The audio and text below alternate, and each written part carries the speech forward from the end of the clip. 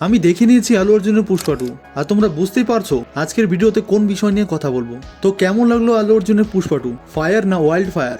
তো ভিডিওটা শুরু করার আগে তোমরা যদি এই চ্যানেলে নতুন এসে থাকো তাহলে চ্যানেলটি সাবস্ক্রাইব করে দিও। সবার প্রথমেই বলে দেই, পুষ্পা 2 দেখার আগে পুষ্পা 1 দেখে নিও, মানে প্রথম পার্টটি, তাহলে বুঝতে সহজ হবে।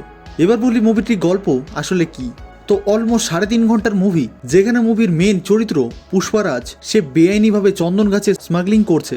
সে তার সিন্ডিকেটের এবার হেড হয়ে গেছে আর প্রচুর পরিমাণে টাকা কামাচ্ছে।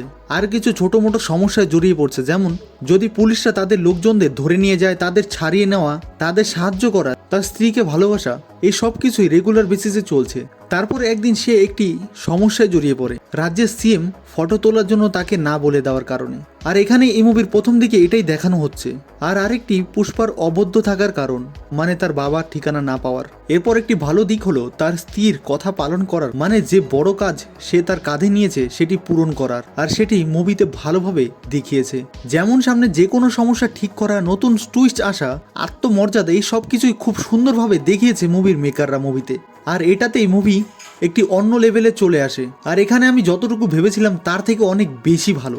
আর আমি আরেকটি জিনিস, আমি যতক্ষণ মুভিটি দেখছিলাম ততক্ষণে আমি এক্সপিরিয়েন্স করছি যে আমি যতটুকু ভেবেছিলাম তার থেকে অনেক বেশি তো আছেই। আর কিছু কিছু সিন ওইভাবে না দেখালেও হতো হয়তো। অ্যাকশন তো ঠিকঠাকই আছে, আর শুধু ঠিকঠাকই নয়, অনেক ভালোও আছে। হ্যাঁ, তোমরা অবশ্যই মুভিটি দেখো, কিন্তু দেখার আগে এই মুভির আগের পার্টটি দেখে নিও। এবার আবার রশ্মিকাকে অনেক গুরুত্ব দেওয়া হয়েছে মুভিতে। তার পাশাপাশি পুলিশ অফিসার ভবর সিং, মানে ফাদ ফাসিলকে, তাকে কিছুক্ষণ দেখায়, আবার কিছুক্ষণ দেখায় না, আবার কিছুক্ষণ পরে তাকে দেখায়, মানে যেমনটা হয়েছিল প্রথম পার্টে, কিছুক্ষণ দেখায় তাকে, আবার কিছুক্ষণ পরে দেখায় তাকে। এইভাবেই তাকে সম্পূর্ণ মুভিতে দেখানো হয়েছে। তারপর একটা অ্যাকশন দেখানো হয়েছে, তার সাথে এটাও আমি পার্সোনালি বলবো আমার অনেক ভালো লেগেছে এই অ্যাকশন সিনগুলি। সব মিলে আমি তো বলবোই অনেক ভালো হয়েছে মুভি। আর এখন শুধু দেখার বাকি আছে পুষ্পা 2 ওয়ার্ল্ড ওয়াইড কালেকশন কত টাকা কালেকশন করতে পারে। হ্যাঁ, তোমরা হয়তো ভাবছো মুভিটি দেখবে না, আর আমি বলবো অবশ্যই তোমরা দেখো। যদি তোমাদের পুষ্পা মুভিটি ভালো লেগে থাকে তাহলে অবশ্যই তোমরা পুষ্পা 2টি দেখো। মুভিতে সব থেকে বেশি ভালো অ্যাক্টিং করেছে মানে সবাই, কিন্তু তার মধ্যেও আল্লু অর্জুনের অভিনয় সব থেকে সেরা লেগেছে আমার। হয়তো সে না থাকলে এই মুভি হতোই না। হ্যাঁ, মানে হচ্ছে এটি আল্লু অর্জুনেরই মুভি, তার মধ্যেও তার একটা সোয়াগের থাকার কারণেই এই মুভিটি এত ভালো লেগেছে আমার। আরেকবার বলি, কোনো কিছু বলার বাইরে এই মুভি।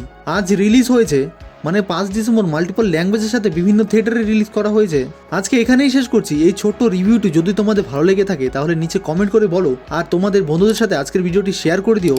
এবং এমনই রোজ আপডেট পেতে আমাদের চ্যানেলটি সাবস্ক্রাইব করে রাখো।